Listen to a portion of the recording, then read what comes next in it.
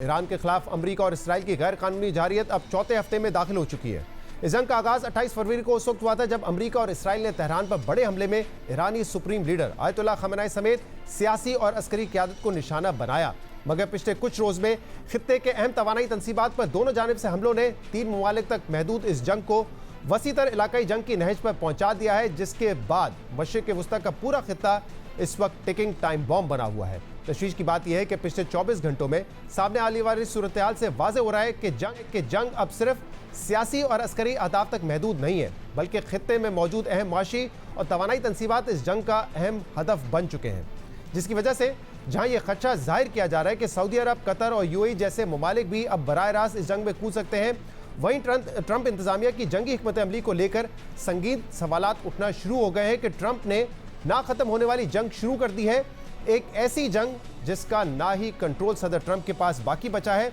ना ही ट्रंप इंतजामिया के पास इसका कोई एंड गेम है, बल्कि हर गुजरते दिन के साथ इस जंग का दायरा वसी होता जा रहा है। अहम बात यह कि ईरान के पारस गैस फील्ड पर हमले के जवाब में कल ईरान ने भी इसराइली शहर हाइफा की ऑयल रिफाइनरी पर बड़ा हमला किया था, जिसमें कोई जानी नुकसान तो नहीं हुआ। ताहम इसराइली हुक्काम ने तस्दीक की थी कि ईरानी हमले में कॉम्प्लेक्स की बुनियादी इंफ्रास्ट्रक्चर को शदीद नुकसान पहुंचा है। इसके अलावा ईरान की जानिब से बुध को कतर के LNG की सबसे बड़ी तंसीब रास लेफान पर भी हमला किया गया था, जिसने कतर की गैस की पैदावार को बड़ा धचका पहुंचाया है। रॉयटर्स को इंटरव्यू में कतर एनर्जी के CEO साद अल काबी के मुताबिक ईरानी हमलों ने कतर की LNG की बरामदाती सलाहियत का 17% मुतासर कर दिया है, जिसकी वजह से सालाना तकरीबन $20 अरब के नुकसान का तखमीना है, जबकि कतर की यूरोप और एशिया को सप्लाई भी खतरे में पड़ गई है, जबकि इस तंसीब की मुरम्मत के बायस सालाना 12.8 मिलियन टन LNG की पैदावार 3 से 5 साल तक के लिए बंद रहेगी। तवानाई की तंसीबात पर हमलों के खतरात की वजह से ही सदर डोनाल्ड ट्रंप ने इसराइल की जानिब से ईरान की गैस फील्ड पर हमले से लाताल्लुकी और लाइल्मी का इजहार किया था और इसराइल को भी आइंदा तवानाई की तंसीबात पर हमला ना करने की हिदायत की थी। मगर इस वाक़े पर भी सदर ट्रंप की कन्फ्यूजन और मौक़िफ़ में मुसलसल तब्दीली वाज़ेह है, क्योंकि बुध को सदर ट्रंप ने दावा किया कि उन्हें इस हमले का कुछ इल्म नहीं था, जिसके बाद न्यूयॉर्क टाइम्स की एक खबर सामने आई थी कि इसराइल ने इस हमले से पहले ट्रंप इंतजामिया को आगाह कर दिया था, और फिर सदर ट्रंप ने जुमेरात को एतराफ़ किया कि उन्होंने इस हमले से पहले इसराइली वज़ीर-ए-आज़म से बात की थी और उन्हें मना किया था, मगर इसराइली वज़ीर-ए-आज़म ने उनकी बात नहीं मानी। जिसके बाद इसराइली वज़ीर-ए-आज़म नेतन्याहू ने भी कल प्रेस कॉन्फ्रेंस में दावा किया कि ईरान की गैस फील्ड पर हमला इसराइल का इंफरादी फेल था, मगर अब सदर ट्रंप ने हमें गैस तंसीबात पर हमले से मना कर दिया है और अब हम ऐसा नहीं करेंगे। इसके अलावा 2 रोज़ पहले ईरान ने जंग में पहली बार 5th जनरेशन अमरीकी तैयारे F-35 को कामयाबी से निशाना बनाया, जिसकी वीडियो भी कल ईरानी सरकारी मीडिया की जानिब से जारी की गई है और अमरीकी सेंटकॉम ने भी इस वाक़े की तस्दीक कर दी है। अहम बात यह कि अमरीकी तारीख में पहली बार 5th जनरेशन तैयारा दुश्मन मुल्क का निशाना बना है और अब तक कम से कम 16 अमरीकी तैयारे और ड्रोन्स एनिमी या फ्रेंडली फायर का शिकार हो चुके हैं, यानी कि हर गुजरते दिन के साथ अमेरिका के जंगी नुकसानात और अखराजात में इजाफा हो रहा है, जिसके बाद पेंटागन ने व्हाइट हाउस से $200 अरब की जंगी फंडिंग की मंजूरी की दरख्वास्त कर दी है। इसके अलावा ईरान के खलीजी मुल्कों पर हमले 21वें रोज़ भी जारी हैं। पिछले 24 घंटों में मुत्तहिदा अरब अमारात ने ईरान से आने वाले 4 बैलिस्टिक मिसाइल और 26 ड्रोन्स को मार गिराने का दावा किया है। सऊदी वज़ारत दिफा के मुताबिक उसने पिछले 24 घंटे में 26 ड्रोन्स मार गिराए हैं, जबकि कुवैत और बहरीन ने भी जुम्मे को ईरानी हमलों को नाकाम बनाने के दावे किए हैं। अहम बात यह कि जहां ईरान जंग अमेरिका और मशरिक़ वस्ता की हुकूमतों के खजानों और अवाम की जेब पर भारी पड़ रही है, वहीं अमेरिका के मिलिट्री इंडस्ट्रियल कॉम्प्लेक्स के लिए ये जंग फ़ायदे का सौदा बन चुकी है, क्योंकि ट्रंप इंतजामिया ने ईरानी हमलों के बाद मुत्तहिदा अरब अमारात, कुवैत और उर्दन के लिए $23 अरब के असले की फ़रोख्त की मंजूरी दे दी है, जबकि खलीजी मुल्कों की तेल और गैस की तंसीबात पर हमलों के बाद अरब ममालिक भी रिवायती मज़म्मत और दिफाई पोस्चर से आगे बढ़कर अब ईरान के खिलाफ मिलिट्री एक्शन की बात कर रहे हैं। दूसरी तरफ इसराइल के भी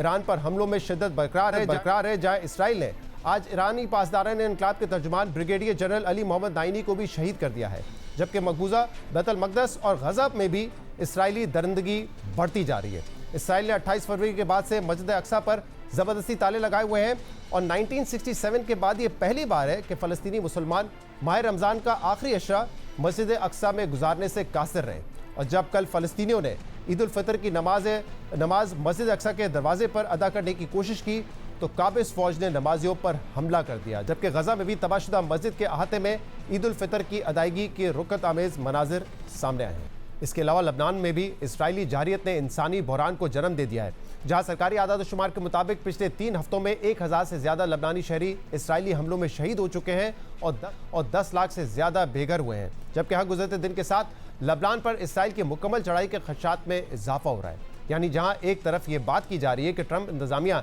जल्द से जल्द इस जंग से बाहर निकलने के लिए रास्ता ढूंढे, वहीं इसराइल इस जंग का थिएटर वसी कर रहा है और बैनुल-अक़वामी मीडिया ये लिख रहा है कि इस जंग में खलीजी मुल्कों और अमेरिका की शिकस्त, मगर इसराइली वज़ीर-ए-आज़म नेतन्याहू की कामयाबी यकीनी है। रॉयटर्स के तज्ज़िये के मुताबिक अगर अमेरिका इसराइल की ईरान के खिलाफ जंग कल ख़त्म भी हो जाए तो एक बात तो वाज़ेह है कि इस जंग के ख़त्म होने के बाद इसराइली वज़ीर-ए-आज़म ज़्यादा मजबूत होकर सामने आएंगे, जबकि डोनाल्ड ट्रंप को आलमी मंडियों के झटकों और उन खलीजी इत्तेहादियों को संभालना पड़ेगा जिन्होंने सबसे ज़्यादा नुकसान उठाया है। तज्ज़ियाकारों के मुताबिक इस जंग ने नेतन्याहू के लिए इसराइल के सियासी नक्शे को इस तरह तरतीब दिया है कि अब तवज्जो गजा से हटकर ईरान की तरफ मुंतकिल हो गई है। एक ऐसी जंग जिसे इसराइल में बड़ी हद तक हिमायत हासिल है, जबकि सदर ट्रंप के लिए सूरत-ए-हाल इसके बरक्स है, क्योंकि वो एक ऐसे तनाज़े में फंस गए हैं जिसका कोई वाज़ेह हल नज़र नहीं आता। उनके खलीजी इत्तेहादी बढ़ते हुए खतरात से दोचार हो गए हैं और वो माशी बयानिया भी कमज़ोर पड़ गया है जिसने उन्हें दोबारा इक़्तिदार में लाने में मदद दी थी।